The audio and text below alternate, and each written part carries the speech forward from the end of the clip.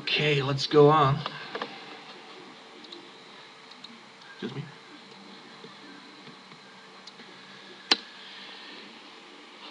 Today is Dad's birthday, and you would like to make him breakfast. Okay. I'm practical, extravagant. Will Dad be mad at me if I do him in some lunch or some breakfast? Let's try to make a cereal. You pour out a bowl of cereal. It helps coming and coming. Hey, there's a toy in there. You put some milk in it. Oops, some of it spills on the floor. You take it into Dad. You'll have to wake him up. How do you want to wake him? Open his eye with your fingers. Turn on the clock radio. Okay, it's nicer. He's up. You show him the cereal. I guess he's not really hungry yet. It's the thought that counts. Okay. Something I have to complain about right now is some actions just and seem to do nothing at all. At least I don't get a response from the program, from the game, excuse me. Oh well, let's see how old I will get. You're alone in the kitchen and begin exploring the closets and refrigerator. Adventurous, move towards the refrigerator, I'll choose. You wonder if you're strong enough to open the refrigerator. You pull on the long handle and the door swings open, hitting you in the head. This produces a nasty swelling. Okay. Oh, crap. You attract your mother's attention. She comes in and scolds you for playing in the place where you shouldn't be playing. Okay. Makes sense.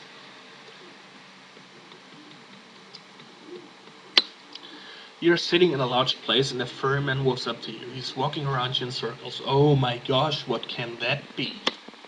I'm curious. Interact him. You yell out to the furry man and he walks over to you. He makes a noise that sounds like this. Then he sits on your leg. Oh. Daddy? No. Yeah, mouse pointer. Grab the furry man or to push him off. No, I'm grabbing him by the head. You grab the head between your two hands. Hey, now the man is licking you all over the face. Mommy says he's kissing you. Lick the furry man in the face. His nose is cold and the hairs tickle your face. He tastes very salty and has bad breath. Okay. Meeting my dog. Now that I'm 1 year and 4 months old, it was the first time I met our family dog. Okay. You're touching something smooth and shiny. You pat it with your hand a few times. Confused. Keep touching. It is flat and a little cool. Wait a minute. There's a baby in there. Who is that baby? It's me. That's right. You're looking at yourself in the mirror. Isn't that a beautiful baby? Well, at least my parents say I was a beautiful baby. Oh. Okay. Yes, I'm beautiful. You really are quite stunning. You're developing a positive self-image. Okay. Go on.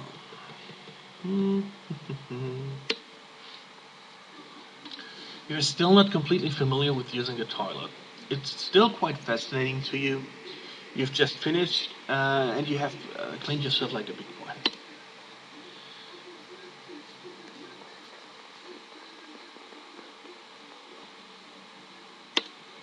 Okay, I know the bathroom is for doing certain things and not to flush things down the toilet, so let's be content and leave.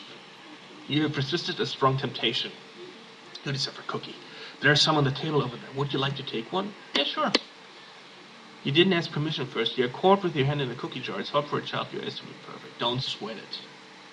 I mean, why does he give me that option? There was no indication that someone was guarding, so to speak, those cookies. Oh, well, never mind.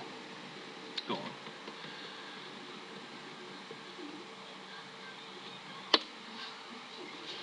on. You walk into your bedroom. About to go to sleep. The dark shapes stare at you from every corner of the room. Headlights cast eerie shadows on the walls. You have heard that the toad monster sneaks into little boys' rooms and hides under the bed. You can almost hear him breathing now, just like the story said. I mean, who told me this story? Was it my dad? Was it my mom? Maybe it was my dad because I wanted to feed him with the smut burgers. And so he told me that if I, keep up feeding him, the toad monster will come up and just eat me alive. It's a toad monster. Okay. I'm brave and look under the bed. I would have never done this when I was a kid. I actually jumped from the entrance to my room onto my bed because I was scared. Yeah. And maybe there are things living under my bed nowadays. Maybe consisting of old pizza and undies or something like that. Never mind. Never mind. Let's be brave. I mean, it's a simulation, right? Look under the bed. No, I guess no kid would do. No kid would do. If you are so brave, why look? Would you still be so brave if I told you that the toad monster has 6-eyed bloody stumps for legs and bites the faces of little boys? Sure. Even if I told you he waits for little boys to go to sleep, then slobbers all over them and bites them in the face? Yep. Even if I told you he is walking around your house looking for a way to climb into your room right now? Yes. Then you're too brave to be scared. Ah! What the fuck? No. You didn't scare me because there wasn't any sound effect. There wasn't any digitized speech. Well, I'm not in the age to be scared by plain text. Maybe I will be when I get 80 or 90 years old. I don't know. Let's continue. It's okay. Fuck you. What the heck? What the heck was that? You're in a large department store waiting in line, and there's an extremely well-endowed woman standing in front of you. She smiled. It looks like she may be an interesting person to talk to. Oh, no, don't talk to strangers, little boy. The lady begins to ask you questions. You are shy and a little bit afraid of her. She begins to chat with your mom. Are you beginning to feel more friendly to her? No, I don't want to. Okay, you remain quiet and leave the store with your mom. I guess that's kind of natural for kids not to talk to every grown up or every person they meet, even if their mother's still around. I don't believe that. I think this is kind of natural. So, what to choose next? Let's choose this one. A group of your parents' closest friends have come over for dinner. You are fed early and put upstairs to entertain yourself. I'm curious. Oh, this is actually what I did when my parents had friends at that place. And they put me to bed early. I went down and just tried to listen and just tried to sneak downstairs. Let's use this. You can't get downstairs. Mom put a special fence in front of the stairs. It might be fun to see what you can do upstairs, what your parents would normally not allow you to do. If you have to stay upstairs, you might as well have some fun, right?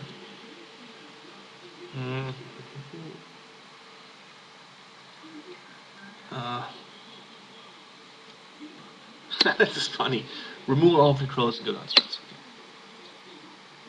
This certainly gets a reaction from your parents who are completely mortified, and their friends who are relieved that someone else's child does things like that. After your dad puts some clothes on you and he takes you downstairs and lets you wander around, you spot a drink on the table. Might be alcohol. I'll leave it alone. Good choice. That drink was for grown-ups only. There's some cookies on the table over there. Do you want to ask your mother for a cookie in front of Oliver? Okay, this will settle things straight. Intellectual appeal takes a giant leap. How can you refuse without looking like an ogre? You sever the spoils of victory. Okay. Did this do something to my stats? Yes, a little bit, I guess. Gentleness is not that high. Okay, never mind. You're playing outside on a warm, sunny day. Carefree. Let's play with trucks. Little boys play with trucks. One of your favorite games is to throw the trucks up in the air so that they crash into one another. One lands on top of you and scratches your forehead. It begins to bleed. Whom do you want to go for help? Whom do you want to go to for help? Let's go to mom again. You think that mom is more tender than dad. She washes the cut carefully and doesn't mind that you cry a little when it stings. Since your tetanus shots are up to date, that bandages all that's required to fix you up. Still plenty of options here.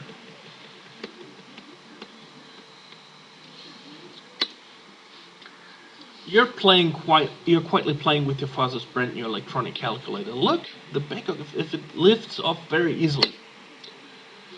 Where's the tip? Look, touch, and take apart. Your little fingers make efficient pliers.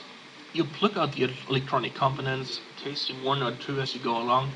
They are definitely not for eating. You know Dad will be pleased that you're fixing this toy.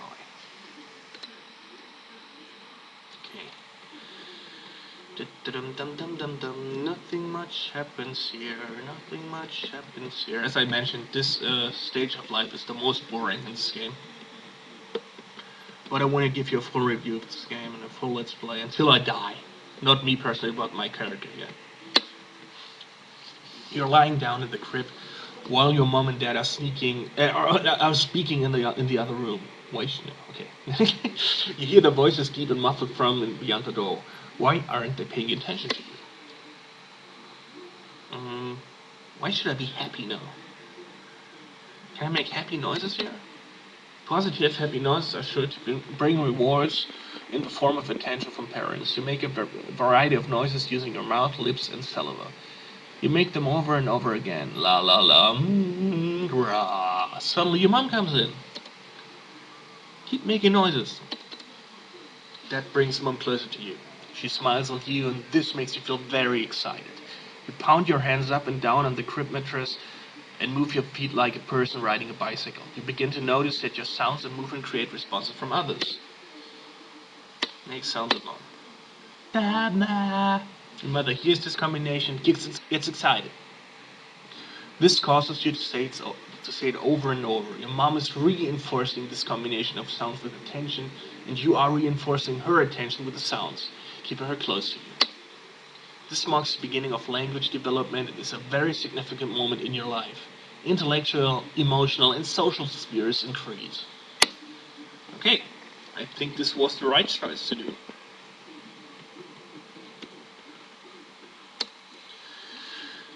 You're exploring the playpen and are feeling very lively. Like a prize fighter, you grab hold of the playpen bars and shake back and forth, flexing your knees. I mean, am I not too old for a playpen? I mean, I'm almost 3 years old now. Okay. Let's take some steps. You're showing early signs of confidence mixed with just the right amount of risk-taking. Even the most confident of sorts meets with an occasional flop, which is literally what you do. You pick yourself up for a second try and have limited success. 2 small steps for baby, 1 giant steep for mankind.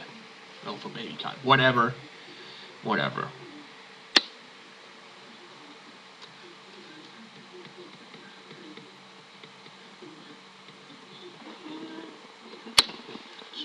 Time to feed the fish. You pinch a small amount of fish food between your fingers and tap on the glass. There's no sign of Gabriella. Oh, what might have happened?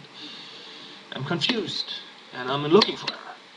You put your hand in the fishbowl and look for Gabriella. She's stuck under a rock. She's stiff and her eyes are puffed out. You think that she might be sick. I think this is meant to teach loss to us now. Lost by something precious having died, you know what I mean? But I should be smart enough to realize that fish need water to live, so I will just call them.